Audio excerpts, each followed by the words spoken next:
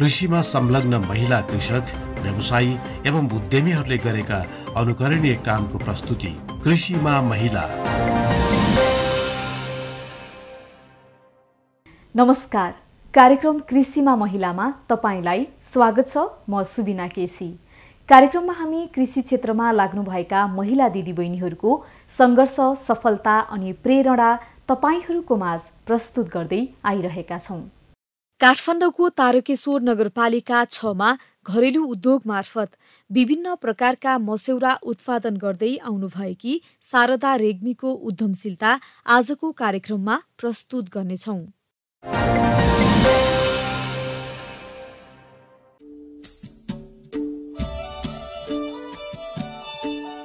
मस्यौरा हाम्रो भान्सामा तरकारीको रूपमा प्रयोग गरिन्छ। हाम्रो गाउँघरमा सिजन अनुसार उत्पादन हुने मासको दाल, हरियो कर्कलु, कुबिन्डो लगायतका स्थानीय स्तरमा नै पाइने तरकारी बालीहरू प्रशस्त उत्पादन भएको बेलामा पछि खानको लागि मस्यौरा बनाएर राख्ने प्रचलन छ। यो प्रचलन हाम्रो परम्पराकालदेखि नै चलिआएको पाइन्छ।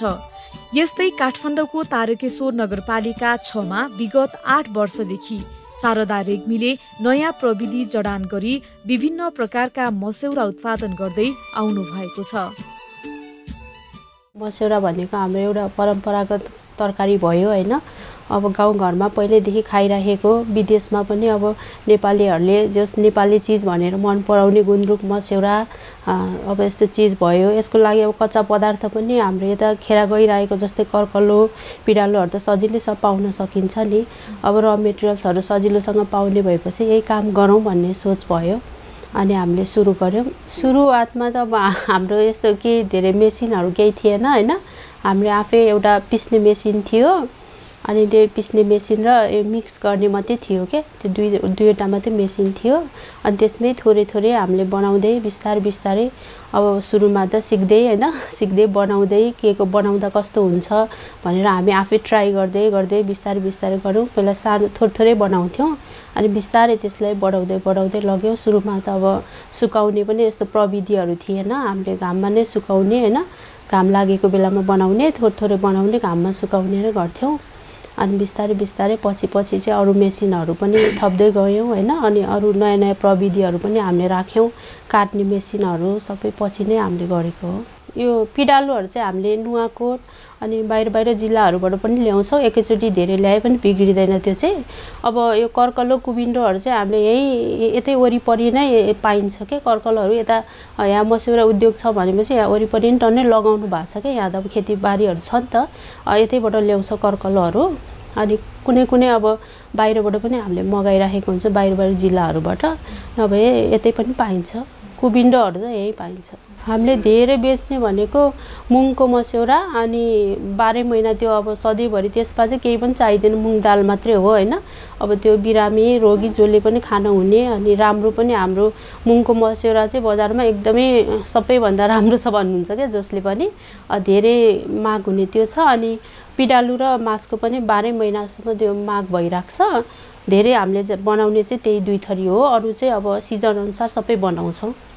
त्यो सिजन अनि फेरि बजारमा अब यस्तो बनाइदिनु भनेर हामीलाई अर्डर आयो भने त्यही बनाइदिन्छ हामीले।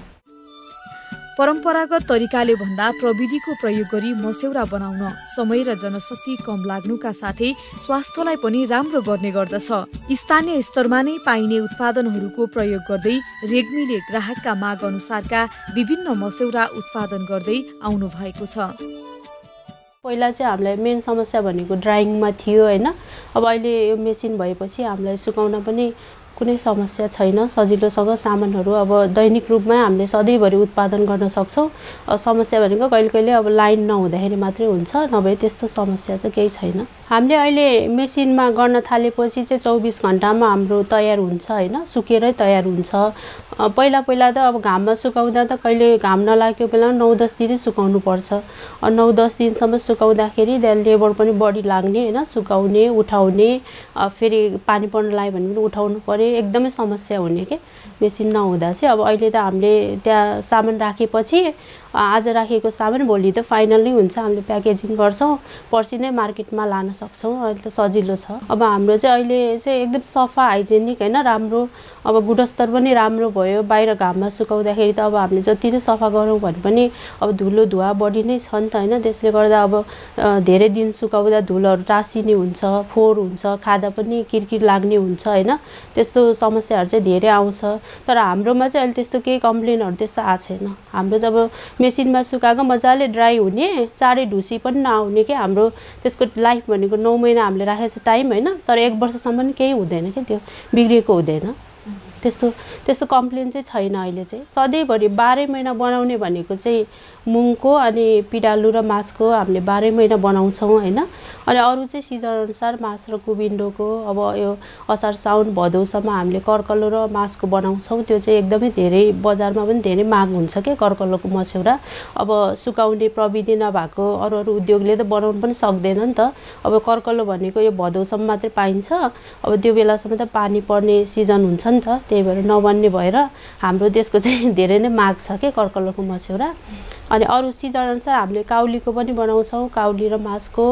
अनि विदेश लानको लागि च्याउको पनि बनाइदिनु भन्नुभयो हैन, हामीले अर्डर अनुसार जेको पनि बनाइदिन्छौँ के। जस्तै अब यो सामान हालेर हामीले बनाइदिनु भन्नुभयो, हामी त्यो तयार गरिदिन्छौँ। व्यवस्थापन विषयमा मास्टर्स डिग्रीसम्म अध्ययन गर्नुभएकी शारदाले मस्यौरा उद्योग सञ्चालन गर्नुभन्दा पहिले एक गैर सरकारी संस्थामा काम गर्दै गर्दा सिपमूलक कामको बारेमा बुझ्ने मौका पाउनु भएको रहेछ र आफै केही गर्ने सोच बनाएर यो व्यवसायमा लाग्नु भएको रहेछ। पहिला त अब पढ्ने बित्तिकै जागिर खानुपर्छ भन्ने सोच छ हाम्रो समाजमा अहिले पनि हैन। म पनि पहिला जब नै गरेको हो हैन, धेरै ठाउँमा जब गरेँ। अनि यस्तै जब गर्ने सिलसिलामा पनि म पहिला प्रोजेक्टमा काम गर्दाखेरि विभिन्न ठाउँमा यस्तै सिपमूलक तालिमहरू दिने हैन, त्यस्तो कामहरूमा हामी इन्भल्भ हुन्थ्यौँ के। अनि त्यसो गर्दाखेरि आफूले पनि केही काम गर्न पाए हुन्थ्यो पछि भन्ने सोच भइरहेको थियो। अनि पछि चाहिँ अब बच्चा पनि सानो हुँदाखेरि अब जब गर्न पनि गाह्रो हैन, घरमा बच्चा हेर्ने मान्छे पनि भएन। अनि त्यो आफ्नो काम भयो भने घरमा बसेर बच्चा पनि हुर्काउने हैन, काम पनि सँगसँगै गर्न पाइयो नि त। अनि त्यही भएर काम अब आफै के गरौँ भनेर अनि काम सुरु गरेको हो। सुरुमा त अब काम त के गर्ने भनेर हामी सोचिरहेको थियौँ। अनि मस्यौरा उहाँलाई चाहिँ अब मस्यौराहरू यस्तो विदेशतिर एक्सपोर्ट गर्ने भनेर अरू अब कति साथीभाइहरूसँग कुरा गर्दाखेरि चाहिँ अब त्यस्तो गऱ्यो भने राम्रो हुन्छ भन्ने जस्तो कुराहरू भयो हैन। अनि त्यही भएर अनि सल्लाह गरेर अब यही गरौँ, के गर्ने भन्ने सोच भइराख्दाखेरि अब मस्यौरा नै गरौँ भन्ने सोच भयो क्या हाम्रो। पैसा कमाउनकै लागि विदेश हुनु र अर्काको जागिर खानुभन्दा घरमै बसेर पनि महिलाहरूले केही गर्न सक्छन्। घर परिवारको साथ सहयोगका साथै केही गर्छु भन्ने दृढ इच्छा भयो भने महिला दिदीबहिनीहरूले घर परिवार पनि सम्हाल्दै आयार्जन गर्न सक्ने शारदा बताउनुहुन्छ। विभिन्न तालिम दिने सङ्घ संस्थाहरू पनि धेरै छ हैन। अब हामीले बुझ्यौँ भने युट्युबबाट पनि हेरेर अब धेरै कुराहरू हामीले सिक्न सक्छौँ हैन, के बनाउने, कसरी बनाउने भन्ने कुराहरू सिक्नको लागि घरमै बसेर पनि हामीले कति सिक्न सक्छौँ हैन। अब त्यो सँगसँगै अब हामी बाहिर बुझ्न गयौँ भने तालिम दिने सङ्घ संस्थाहरू पनि धेरै छ क्या। हामीले पनि सुरुमा त अब त्यस्तो तालिम केही लिएनौँ हैन, आफै गर्न थाल्यौँ। त्यही भएर सुरुमा कति सामान पनि बिग्रियो हैन, नजानेर अब कति मिसाउने के गर्ने भनेर थाहा भएन नि त। अब सुरुमा हामीले पनि तालिम लिएनौँ हैन, तालिम लिएर गरेको भए सुरुदेखि नै अझै राम्रो हुन्थ्यो होला। अब अहिले त सिक्नको लागि पनि सजिलो छ के, प्रविधिहरू पनि अब नयाँ आइरहेको छ हैन। हामीले अब सुरुमा त त्यस्तो प्रविधिहरू पनि पाएनौँ, हामीले किन्न खोज्दा पनि पाएनौँ के। मेसिन ल्याएर पनि अब त्यो सुकाउने ड्राइङ मेसिन त हो, तर मस्यौराको लागि भएन के। त्यसको लागि चाहिँ हामीले धेरै समय पर्खिनु पर्यो, कति ठाउँमा खोज्दा पनि पाएनौँ हैन। अब अहिले त अब नयाँ प्रविधिहरू पनि धेरै आइरहेको छ। अब काम गर्नको लागि त गर्छु भन्ने आफूलाई भित्रबाट इच्छा हुनुपर्छ, जसरी पनि गर्न सकिन्छ। काम त अब हामीले जुनसुकै काम पनि सानो ठुलो त हुँदैन हैन, काम भनेको अब काम नै हो। अब हाम्रो नेपालीहरू चाहिँ विदेशमा गएर चाहिँ जस्तोसुकै काम गरे पनि अब त्यो कसैले देख्दैन होइन, पैसा मात्रै आएको देख्छ नि त। अब हाम्रो नेपालमा चाहिँ जागिर खाए मात्रै राम्रो, त्यो पनि सरकारी जागिर खाए भने मात्रै राम्रो भन्ने सोच हुन्छ। तर काम भनेको हामीले सानो ठुलो भन्ने हुँदैन क्या, मेहनत गऱ्यो भने अब यही नेपालमै बसेर पनि हामीले विदेशमा कमाउने भन्दा धेरै पैसा पनि कमाउन सक्छौँ होइन। अब जागिर खाँदा सीमित आम्दानी हुन्छ भने हामीले व्यवसाय गरेपछि जति गर्न सक्यौँ त्यही अनुसार हामीले बढी कमाउन सक्छौँ नि त। अब आज आफूलाई काम परेको छ भने थोरै टाइम पनि त्यहाँ दिन मिल्यो होइन, फुर्सद छ भने हामीले एक्स्ट्रा टाइम पनि गर्न सक्छौँ। अब जागिर जस्तो 10 to 5 भन्ने त हुँदैन होइन, आफ्नो काम भएपछि जति बेला पनि खटिनुपर्छ, बिहान बेलुका जति बेला पनि अब त्यो त गर्नु परिहाल्छ। तर अब कमाइ पनि त्यस्तो सीमित हुँदैन होइन, आफूले गर्न सक्यो भने धेरै पनि हुन्छ। विगत 8 वर्षदेखि घरेलु रूपमा मस्यौरा उत्पादन गर्दै आउनुभएकी शारदाले उद्योग सञ्चालन गरेदेखि यो व्यवसायमा सम्बन्धित निकायबाट खासै साथ सहयोग नपाएको र आफूहरू जस्तो उद्यमीहरूलाई सम्बन्धित निकायले पहिचान गर्न नसकेकोमा भने गुनासो व्यक्त गर्नुहुन्छ। अब यस्तो प्रविधिहरूमा चाहिँ अलिअलि सपोर्ट भयो भने राम्रो हुन्थ्यो होइन। अब हामीले कति ठाउँमा कुरा गर्न गयौँ, कामै नगर्ने मान्छेहरूलाई चाहिँ प्रविधि सहयोग भइरहेको छ। जस्तै मेसिनहरू अब हामीले अब एउटाको ठाउँमा अब दुईवटा भएको भए हामीले धेरै उत्पादन गर्न सक्थ्यौँ नि त होइन। अब कामै नगर्ने कति मान्छेहरूलाई चाहिँ मेसिन सहयोग भइरहेको छ अनुदानमा। अब हामी चाहिँ काम गर्छौँ, हामीलाई सहयोग गर्नुहोस् भन्दा पनि अब उहाँहरूले चाहिँ हामीलाई सहयोग गर्नुहुन्न कि। अब सहयोगहरू चाहिँ त्यस्तो हामीले खासै पाएको छैन कतैबाट पनि। हामीले जति गरेको छ आफ्नै हिसाबले होइन, आफै दुईजना सङ्घर्ष गर्दै त्यसै गर्दै गरिरहेको हो। त्यस्तो सहयोग चाहिँ हामीले पाएको छैन। अब जहाँ पहुँच हुने मान्छेले मात्रै सहयोग पाउने के। अब हाम्रो त्यस्तो पहुँच नभएर हो कि। अब कतिचोटि हामी ओडामा पनि गयौँ होइन, केही प्रविधिमा ऊ छ कि भनेर मेसिनको लागि, तर केही पनि उहाँहरूले कुरै नगर्ने के, निवेदन दर्तै नगर्ने। अब हामी जस्तोको लागि चाहिँ अब यस्तो सामानहरू एक्सपोर्ट गर्नको लागि होइन, बाहिर पठाउनको लागि पनि हामीले अरू मार्फत पठाइराख्नु परेको छ होइन। अब त्यसको लागि हामीलाई केही सहयोगहरू भयो, त्यसको लागि चाहिँ हामीलाई अलि आइडियाहरू पनि छैन होइन। त्यसको लागि र मेन कुरा प्रविधिको लागि चाहिँ अब अलिअलि भए पनि सहयोग भयो भने सजिलो हुन्थ्यो होइन। अब सानो सानो उद्यम गर्ने मान्छेहरूले धेरै लगानी गरेर प्रविधिहरू भित्राउँदाखेरि चाहिँ गाह्रो अवस्था आउने भयो होइन। अब विभिन्न सहयोगहरू अहिले कति प्रविधिहरूमा सहयोग गरिरहेछ नि त, गर्न त गरेको छ होइन। तर जो काम गर्ने हो त्यो मान्छेले चाहिँ नपाउने, काम नगर्ने मान्छेले चाहिँ मेसिन लगेर त्यतिकै राखिराखेको छ क्या। पेसाले शिक्षणकर्मी शारदाका श्रीमान विष्णु गजुरेल आफ्नो कामबाट बाँकी भएको समय श्रीमतीलाई यो व्यवसायमा सहयोग गर्दै आउनु भएको छ। परम्परागत रूपमा गरिँदै आएको मस्यौरा उत्पादनमा नयाँ प्रविधिको जडान गरी मस्यौरा उत्पादनलाई व्यावसायिक रूप दिनुभएको छ। हामीलाई आफ्नै केही गर्नुपर्छ भन्ने हुटहुटी भयो। जस्तो उनी पनि कतै जागिर गर्थिन्, म पनि पेसाले शिक्षण गर्ने, अहिलेसम्म पनि पढाउँदै नै छु। हाम्रो आफ्नै केही गर्नुपर्छ भन्ने पहिलेदेखि हाम्रो सोच भयो। अनि गर्दै जाँदाखेरि कस्तो खालको उद्योग गर्ने, मलाई चाहिँ पहिलेदेखि म्यानुफ्याक्चरिङ बेस्ड खालको काम गर्नुपर्छ, ट्रेड भन्दा पनि म्यानुफ्याक्चर नै गर्नुपर्छ, जसले केही भ्यालु एडिसन गरोस्, अलि थप केही रोजगारी सिर्जना गरोस् भन्ने विचार थियो। हामी दुवैजनाको सोच नै त्यस्तै। अनि त्यसो गर्दै गर्ने क्रममा चाहिँ स्थानीय स्तरमा नै प्राप्त कच्चा पदार्थ, हाम्रो आफ्नै श्रम, हाम्रो आफ्नै सिप, हाम्रो आफ्नै किसिमको मौलिकता भएको वस्तुहरू भयो भने त्यसले हामीलाई बजारीकरण गर्नु पनि सहज होला, अथवा हामीलाई चाहिँ अलिकति दिगो किसिमले त्यो व्यवसायलाई स्थापित गर्न पनि सहज होला भन्ने हिसाबले हामीले सोच्यौँ। त्यो गर्ने क्रममा चाहिँ मस्यौरा सँगसँगै अब क्यान्डी, अचारको पनि कुरा आएको थियो। तर अचार, क्यान्डी जस्तो चिजहरूमा अलि अगाडिदेखि नै अलि बढी कम्पिटिसन भएको, तर मस्यौरामा चाहिँ थप व्यावसायिकताको सम्भावना भएको क्षेत्र देख्यौँ हामीले। काम चाहिँ धेरैजनाले इन्फर्मल्ली गरि नै रहनु भएको छ, धेरैजना दिदीबहिनीहरूले। तर यसमा चाहिँ प्रविधिको प्रयोग, त्यसमा चाहिँ अलिकति थप के एडभान्समेन्टको चाहिँ सम्भावना हामीले देखेर त्यहीपट्टि काम गर्ने सल्लाह भयो, सुरुमा सोच भयो हाम्रो। त्यही अनुसारले हामीले कार्ययोजना अगाडि बढाउँदै गयौँ। अनि बिस्तार हामीले चाहिँ तालिम लिँदै, प्रविधि भित्र्याउँदै अनि आजको स्थितिमा छौँ हामी चाहिँ। बजार चाहिँ अथाह सम्भावना छ, तर यसमा अलिकति लगानीको पनि कुरा आउँछ, किनभने कमर्सियल हिसाबमा प्रोडक्सन गर्नको लागि अलि ठुलो किसिमको ठुलो स्तरको लगानीको पनि आवश्यकता पर्छ र मानिसहरूमा अहिलेसम्म पनि बजारमा चाहिँ सर्वसुलभ तरिकाले यस्तो किसिमको हाम्रो लोकल मस्यौराहरू एभाइलेबल छ भन्ने अलि उचित किसिमको प्रचार प्रसारको अभावले पनि हुनसक्ने भएको र सम्भाव्य भएको कुराहरूको पनि उचित प्रचार प्रसारको अभावमा चाहिँ यसको अलिकति जति हुनुपर्ने मार्केट त्यति चाहिँ नभएको हो कि भन्ने मैले चाहिँ पल त्यो फिल गरिरहेको छु। किनभने मानिसहरू चाहिँ जब हामी बजारमा त्यो सामानहरूलाई पुर्याउँछौँ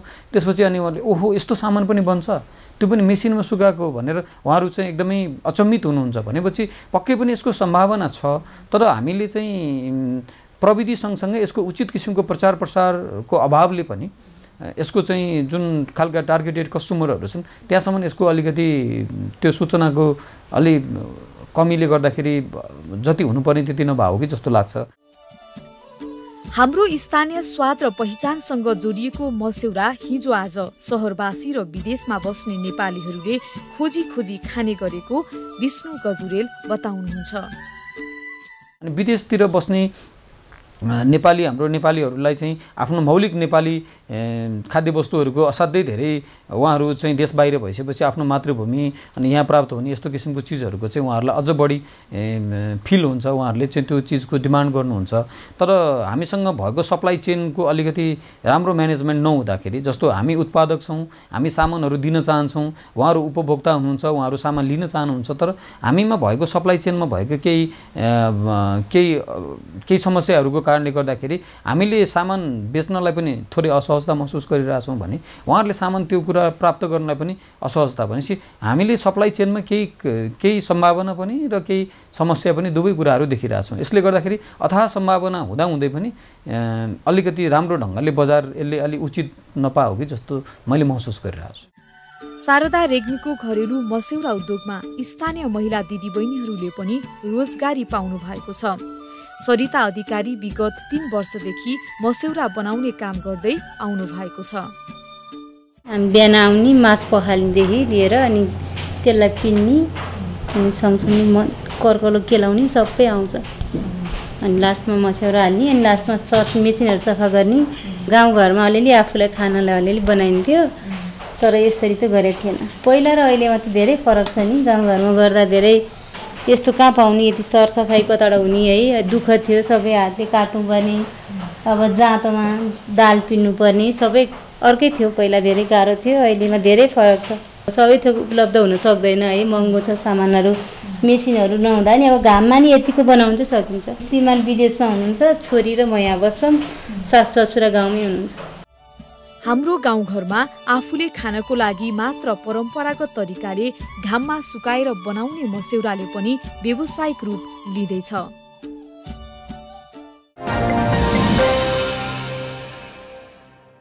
तपाईलाई यो कार्यक्रम कस्तो लाग्यो? तपाईँ हामीलाई हाम्रो वेबसाइट www.aitc.gov.np र info@aitc.gov.np मा मेल गर्न सक्नुहुनेछ। त्यसैगरी आफूले चाहेको समयमा युट्युबमा गएर AITC नेपाल टाइप गरेर पनि यो कार्यक्रम हेर्न सक्नुहुनेछ।